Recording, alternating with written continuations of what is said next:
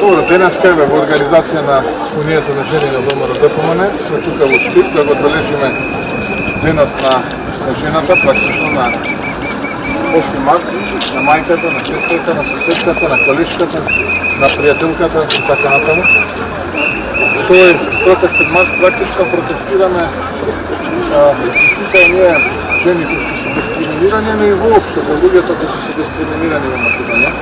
Веќе тешко се живее, повеќе од половина милион луѓе живеат со помалку од 150 денари на ден, на втори ден на продавниците се празни, инфлацијата е голема, стандардот се понизок. Луѓето практично ден за ден едва веќе преискупуваат. Тешко се живее со ова криминална и корумпирана влада, нормално администрирана од Ковачевски. Така што мислам дека ова е одличен момент да покажеме дека сме посилни од сите предрасуди и дека само обединети и заедно, без да ни е вештички наметнати подел од главата, можеме да ги поразиме сите предрасуди и обединети на крај да победиме. А јас сум уведен и во жената, но и убеден сум во народот на Македонија дека заеднички ќе победи и заеднички ќе ги совлада сите предизвици пред кои што испред.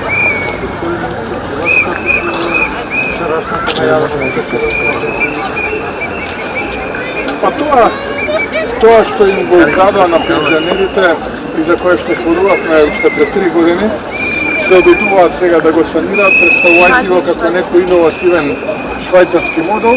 Тоа е практично законот од пред 2018 година, 21 декември, кој што ова криминална и корумпирана влада го донесе, кога им ги намали пензиите на пензионерите и сега се обидуваат со некакви трикови да објаснуваат швајцарски модели. Тука нема ништо швајцарско.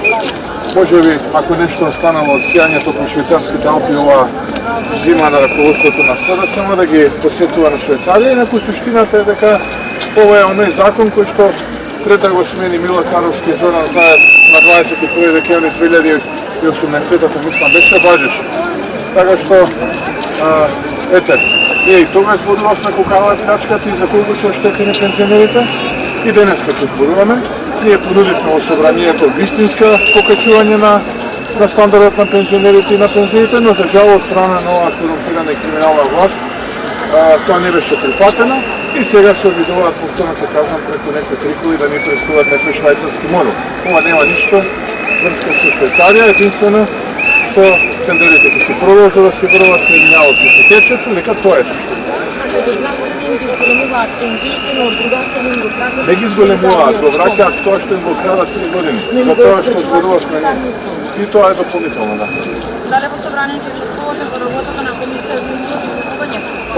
Најстректна би била власта во ВМРО ДПМН и опозицијата да не учествува. Тогаш сложно дружината СДСМ дујќи ги проаѓа сите закони. Прв ќе видиме за марихуаната на фамилијата, па се останато. Не, ние ќе бидеме таму и ќе се спротивиме жестоко со сето она што ни стои на располагање, нормално е дел од деловникот и законот.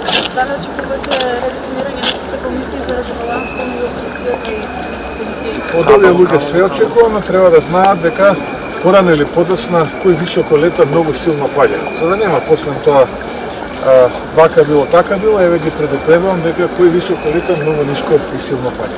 Дали владата соодветно реагира, менаџира со актуелната состојба економска или оноа што се случува во Украина и слично? Јас од оваа влада ништо не очекувам, како што не очекувам изминатите 4,5 години. Дали соодветно реагира? Они не реагираат проактивно, реагираат реактивно, односно како проблемот ќе дојде, како веќе практично е доведено по знак прашање екзистенцијата, тогаш се преземаат некои квази мерки. Така и за ова. Не очекувам дека нешто ќе се направи.